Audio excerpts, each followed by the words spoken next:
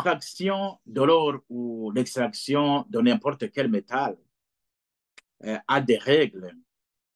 Je me souviens que l'Olicom avait commandité un travail de recherche sur les minerais, l'exploitation des minerais au Burundi.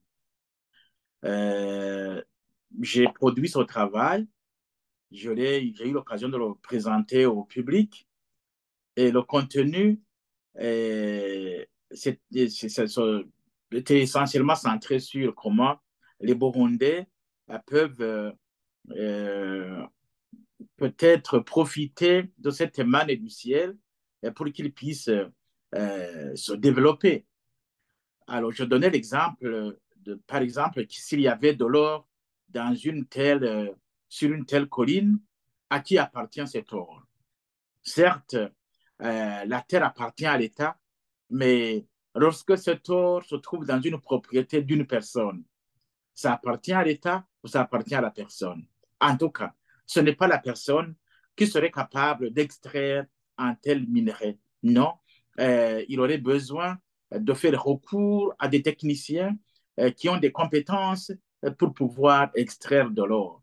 Dans ces conditions, il est question de tout un travail qui soit organisé autour de l'extraction de l'or. Un, il a des techniciens qui ont des compétences, des techniciens qui peuvent être payés par cette extraction, mais aussi ces paysans peuvent être utilisés comme des ouvriers pour l'extraction de l'or. Maintenant, s'il advenait qu'il y ait un accident de travail, ça existe, c'est normal.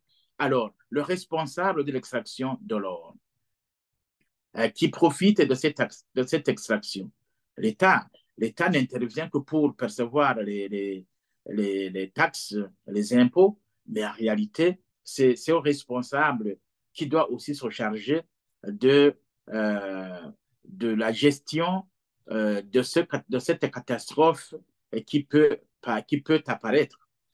Donc, ça veut dire qu'il doit indemniser les familles des victimes. C'est comme ça que ça fonctionne. Mais la faisait extraire de l'eau dans Chibitoke. Qui est responsable? Je crois qu'il faut désigner le responsable, il faut le chercher et le responsabiliser.